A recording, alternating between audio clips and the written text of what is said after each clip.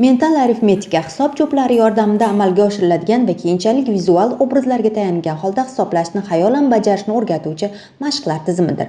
Unda bolalar katta tezlikda faqat ongda tasavvur qilish orqali arifmetika amallarini bajaradi. 28 qo'shaman 21 ayiraman 49 qo'shaman 57 qo'shaman 10 67 5 yoshli Sardor Rahmatullayev ham mental arifmetika to'garagiga qatnasha boshlagach, arifmetika amallarini ongda bajarish paytida diqqatni jamlash, uni uzoq vaqt davomida saqlash qobiliyatini rivojlantirishga erisha olgan bolakaylardan biridir.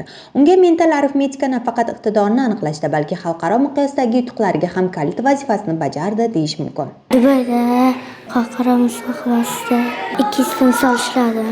Men super chempion bo'ldim. Xursand bo'ldim.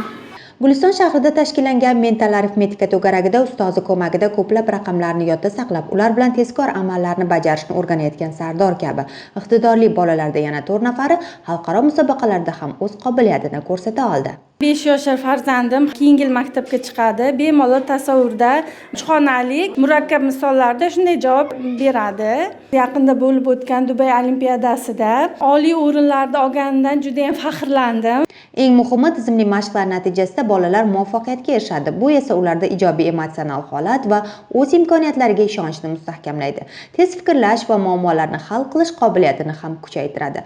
Mazkur g'alaba esa boshlanishi, deydi to'garak rahbari, kelajakka ishonch bilan.